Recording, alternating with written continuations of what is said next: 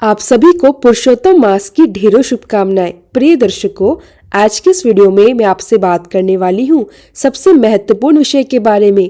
आप सभी के काफी समय से प्रश्न आ रहे थे, अधिक मास कब से कब तक लगेगा, कौन सा अधिक मास इस बार लगने वाला है, मतलब आने वाला पुरुषोत्तम मास जिसे अधिक मास या मल मास भी कहते हैं, वह कब से कब तक रहेगा और कौन से महीने में रहेगा, और सबसे अहम कौन सा महीना 2 बार लगने वाला है और यह अधिक मास इतना महत्वपूर्ण क्यों है।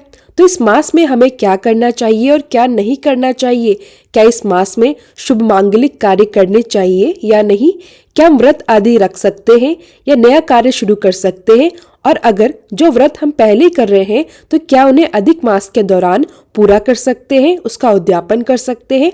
साथ ही जानेंगे कि कौन सा दिन अधिक मास के बीच में सबसे शुभ होता है और किस प्रकार हम पुरुषोत्तम मास का उत्तम फल प्राप्त कर सकते हैं। तो इस मास में कौन कौन से कर्म विधान अनुसार करने चाहिए, यह जानना बहुत जरूरी है। इस प्रकार आने वाले अधिक मास से जुड़ी हुई संपूर्ण जानकारी आज मैं आप सभी को देने वाली हूँ, और ये जानकारी आपके लिए बहुत महत्वपूर्ण है। इसलिए आपसे निवेदन है कि कृपया इस वीडियो को अंत तक जरूर देखें। सबसे पहले वीडियो को लाइक करना ना भूलें, साथ ही इसे ज्यादा से ज्यादा शेयर भी करें। क्योंकि हमारे सनातन धर्म की जानकारी हर जगह फैलाने की जिम्मेदारी आप पर भी है, और इस प्रकार की सटीक जानकारी YouTube पर बहुत कम ही उपलब्ध होती है। सिर्फ हमारे चैनल पर भागवत मार्ग पर आपको सही और सटीक जानकारी मिलती रहेगी। इसलिए वीडियो को लाइक करके चैनल भागवत मार्ग को सब्सक्राइब करें, पास वाले बेल आइकन को भी जरूर दबाएं। तो चलिए अब जानते हैं अधिक मास से जुड़ी संपूर्ण जानकारियां। भगवान वासुदेव की कृपा प्राप्त करने के लिए, अधिक मास का पुण्य फल प्राप्त करने के लिए कमेंट बॉक्स में जरूर लिखिए ओम नमो भगवते वासुदेवाय नमः। चलिए दोस्तों, बात कर लेते हैं अधिक मास 2026 की। तो सबसे पहले यह समझना जरूरी है कि अधिक मास, पुरुषोत्तम मास, मल मास ये सब एक ही है या अलग अलग। देखिए दोस्तों, ये सभी एक ही मास के अलग अलग नाम हैं। कुछ लोग इसे मल मास कहते हैं, कुछ लोग अधिक मास, और वही कुछ लोग इसे 13वां महीना भी कहते हैं। जिस वर्ष में अधिक मास आता है उस साल हिंदी कैलेंडर के अनुसार 13 महीने हो जाते हैं। इस महीने की अवधि लगभग 60 दिन की हो जाती है। इसी प्रकार भगवान नारायण को यह माह बहुत प्रिय होता है, इसलिए भगवान वासुदेव ने इसे अपना नाम दिया और इसे कहा पुरुषोत्तम मास। कहते हैं कि पुरुषोत्तम मास में जो भगवान विष्णु की पूजा करता है, आराधना करता है, उपासना करता है, उसकी सभी प्रकार की मनोकामनाएं पूरी होती हैं। इस मास में जब तप, व्रत, कथा श्रवण करना, स्नान आदि करने से अनंत गुना फलों की प्राप्ति होती है। यही वह कर्म है जिन्हें मैं आपको विस्तृत रूप से समझाने वाली हूँ कि कैसे इस मास में क्या करना चाहिए। तो दोस्तों, अब बात करते हैं कि यह माह आया क्यों है, अधिक मास जोड़ा गया, इसका कारण क्या है। देखिए दोस्तों, अगर हम शास्त्रों की बात करें तो अधिक मास हिंदी कैलेंडर के अनुसार प्रत्येक 3 साल में एक बार आता है। हर 3 साल में आने का कारण यह है कि चंद्र और सौर वर्ष अलग अलग होते हैं। एक साल होता है सौर वर्ष और दूसरा होता है चंद्र वर्ष। इस साल की गणना में 11 दिन का अंतर हो जाता है, क्योंकि सौर वर्ष 365 दिन का होता है जबकि चंद्र वर्ष केवल 354 दिन का ही होता है। इस तरह चंद्र वर्ष और सौर वर्ष के बीच लगभग 11 दिन का फर्क प्रतिवर्ष बनता है, और 3 साल में यह अंतर 33 दिन तक पहुंच जाता है, जो लगभग 1 महीने के बराबर हो जाता है। इसलिए शास्त्रों में यह गणना सही करने के लिए हर 3 साल बाद एक अधिक मास जोड़ दिया जाता है। इसे सौर और चंद्र कैलेंडर दोनों एक ही समय के अनुसार चलने लगते हैं। इसलिए हर 3 साल बाद जो अधिक मास आता है उसे पुरुषोत्तम मास भी कहा जाता है। कुछ लोग इसे मल मास या मलन मास के नाम से भी जानते हैं। तो दोस्तों, अब बात करते हैं कि यह जो अधिक मास है, पुरुषोत्तम मास है, ये किन कार्यों के लिए शुभ है। देखिए, अधिक मास कई प्रकार के पुण्यकारी कर्मों के लिए सबसे उत्तम समय होता है, लेकिन ध्यान रहे इस दौरान शुभ मांगलिक कार्य जैसे शादी, विवाह, मुंडन, जनेऊ संस्कार ये सब वर्जित होते हैं। किसी भी प्रकार के मांगलिक कार्य इस दौरान नहीं किए जाते। लेकिन जो लोग पुण्य प्राप्ति के लिए कर्म करना चाहते हैं उनके लिए यह समय सबसे ज्यादा सर्वश्रेष्ठ है। इस मास में करने योग्य कर्मों में शामिल है भगवान विष्णु की पूजा और आराधना, व्रत और तपस्या, कथा श्रवण और मंत्र जप, स्नान और धार्मिक दान। कहते हैं कि इस मास में किए गए सभी कर्मों का फल अनंत गुना होता है। जो व्यक्ति इस मास में श्रद्धा और भक्ति के साथ उपासना करता है उसे मनोकामनाओं की प्राप्ति होती है। तो दोस्तों, अब बात करते हैं कि इस मास में क्यों पूजा, व्रत और तप इतना महत्वपूर्ण है। देखिए, पुरुषोत्तम मास भगवान नारायण को बहुत प्रिय है। इस मास में जो व्यक्ति भक्ति भाव से पूजा करता है उसकी सभी मनोकामनाएं पूर्ण होती हैं। इस दौरान किए गए जप, तप, कथा श्रवण और दान का फल सामान्य समय की तुलना में कई गुना अधिक होता है। इसके अलावा इस मास में धार्मिक ज्ञान अर्जित करना और धर्म नैतिकता के मार्ग पर चलना भी अत्यंत शुभ माना जाता है। स्नान करना, भगवान विष्णु का ध्यान और मंत्रों का जप करना इस मास में विशेष महत्व रखता है। यह मास इसलिए भी महत्वपूर्ण है क्योंकि शरीर, मन और आत्मा की शुद्धि होती है। यानी इस मास में किए गए कर्म केवल धार्मिक नहीं बल्कि आध्यात्मिक रूप से भी लाभकारी होते हैं। तो दोस्तों, यह थी अधिक मास 2026 का पूरा महत्व, कारण और पूजा विधि। यदि आप इस मास में भक्ति और श्रद्धा के साथ कर्म करेंगे तो यह मास आपके लिए सर्वश्रेष्ठ पुण्य और आशीर्वाद लेकर आएगा। अपने पुण्य को सुधारने का, अपने भाग्य को सुधारने का, अपने भाग्य को जागृत करने का ये सबसे उत्तम समय है। इसलिए इस समय को मनुष्य को अधिक से अधिक अच्छे कर्म करने चाहिए।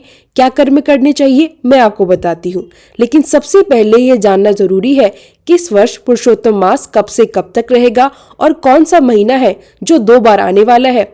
तो देखिए प्रिय दर्शकों, आने वाला संवत रहेगा 2083 संवत, जिसका साल होगा 2026 और इसका नाम रहेगा रौद्र संवत्सर। इस संवत्सर का नाम सभी पंचांगों में एक ही रहेगा। यह बड़ा ही महत्वपूर्ण संवत्सर है।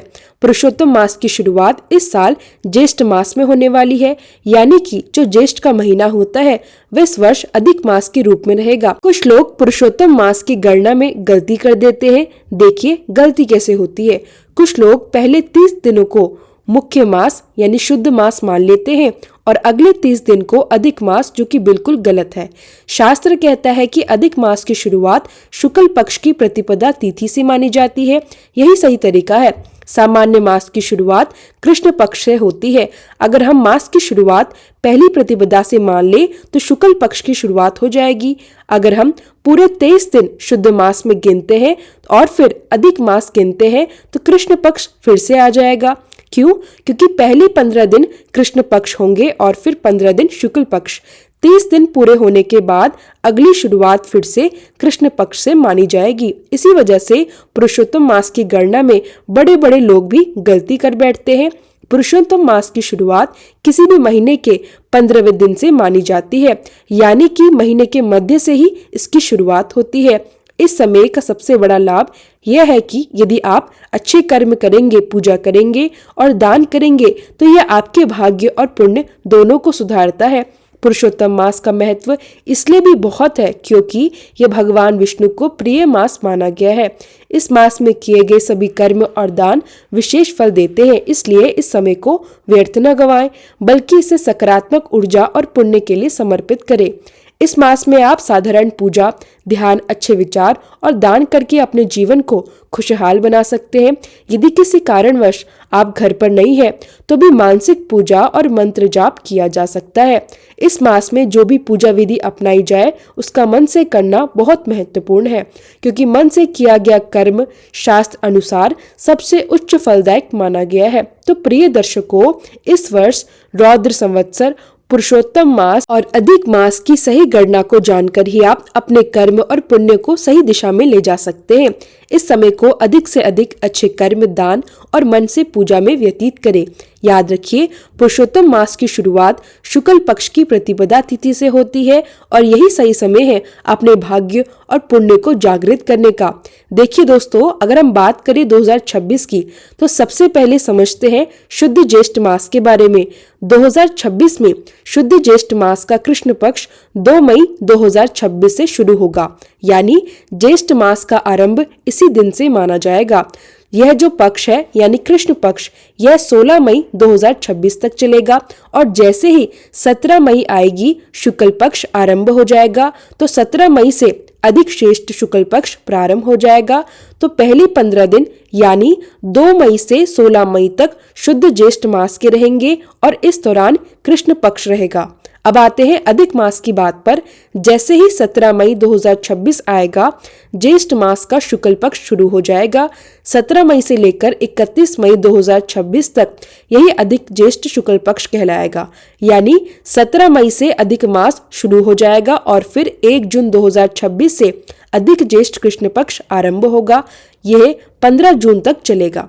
इस प्रकार आने वाला अधिक मास या पुरुषोत्तम मास 17 मई 2026 से 15 जून 2026 तक रहेगा और इस अधिक मास को हम पुरुषोत्तम मास भी कहेंगे। जैसे ही 15 जून 2026 समाप्त होगा, 16 जून फिर से शुद्ध ज्येष्ठ मास शुरू हो जाएगा। इसमें शुद्ध ज्येष्ठ मास का शुक्ल पक्ष आरंभ होगा और 29 जून तक चलेगा। तो कुल मिलाकर ज्येष्ठ मास इस बार 2 हिस्सों में रहेगा।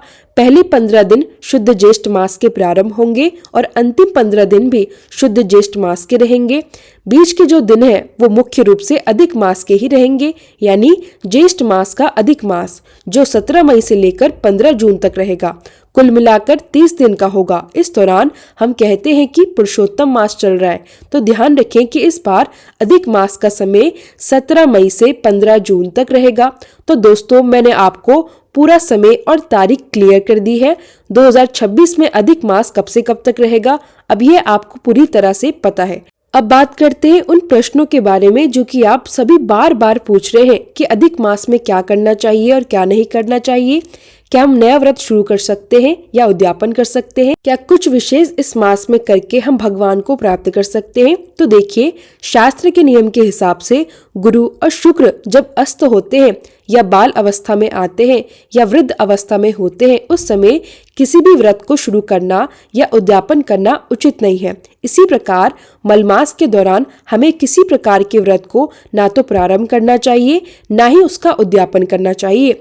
सिंधु शास्त्र में यह लिखा हुआ है। इस नियम के तहत मैं आपसे यही कहूंगी, जो अधिक मास आने वाला है इस दौरान आप अपना कोई भी नया व्रत आरंभ बिल्कुल ना करें, ना ही व्रत का उद्यापन करें। चाहे वह एकादशी का व्रत हो, पूर्णिमा का व्रत हो या कोई साप्ताहिक व्रत हो, शास्त्रों के अनुसार यह समय बिल्कुल अनुचित है। सिर्फ व्रत ही नहीं, शादी, विवाह, मुंडन संस्कार, जनेऊ संस्कार, कोई भी नया मांगलिक कार्य इस दौरान करना शास्त्रों के अनुसार मनाही है। अब बात करते हैं अधिक मास में क्या करना चाहिए, क्या करने से हमें विशेष फलों की प्राप्ति हो सकती है। देखिए, अधिक मास को भगवान पुरुषोत्तम के धन के स्थान पर पुण्य उपार्जन का महीना कहा जाता है। यह महीना पुण्य अर्जित करने के लिए सबसे अधिक बलवान माना गया है। इस दौरान जो भी पुण्य कर्म आप करेंगे उनका फल कई गुना बढ़कर आपको मिलेगा। सबसे पहले स्नान। जैसे कार्तिक मास में स्नान का विशेष महत्व है, ठीक उसी प्रकार अधिक मास में भी सूर्योदय से पहले स्नान अवश्य करें। गर्मियों का महीना होने के कारण स्नान करना आसान भी होता है। स्नान के बाद आप भगवान विष्णु की पूजा, उपासना और आराधना करें। आपको अनंत गुना पुण्य फल की प्राप्ति होगी। इसके अलावा इस मास में तुलसी जी की पूजा का नियम अवश्य लें। इसमें भी अत्यधिक पुण्य फल प्राप्त होते हैं। अधिक मास में आप महात्म्य की कथा भी सुन सकते हैं। यदि आप चाहे तो मैं हर रोज अपने चैनल पर इस कथा की वीडियो डाल सकती हूँ, लेकिन इसके लिए आपको कमेंट सेक्शन में बताना पड़ेगा। इस महीने में आप दान पुण्य करके भी अनंत पुण्य प्राप्त कर सकते हैं।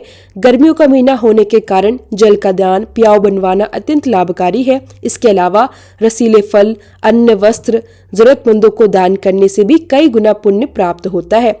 हर एक पुण्य कर्म का फल इस मास में कई गुना बढ़ जाता है। इसलिए जितना हो सके भगवान की सेवा, पूजा, दान पुण्य में समय लगाए। तो यह थी अधिक मास से जुड़ी संपूर्ण जानकारी। 2026 में पूरे 3 वर्षों के बाद यह मास हमें मिलने जा रहा है। इस मास में भगवान विष्णु, भगवान नारायण की पूजा उपासना करके अनंत गुना फलों की प्राप्ति की जाती है। यदि आपको मेरी जानकारी उपयोगी लगी हो तो मेरी वीडियो को लाइक करें, चैनल भागवत मार्ग को सब्सक्राइब करें और पास वाले बेल आइकन को जरूर प्रेस करें। साथ ही इस वीडियो को अपने व्हाट्सएप, फेसबुक और अपने हर हिंदू सनातनी भाई बहन के साथ शेयर करके मेरी मदद जरूर कीजिए।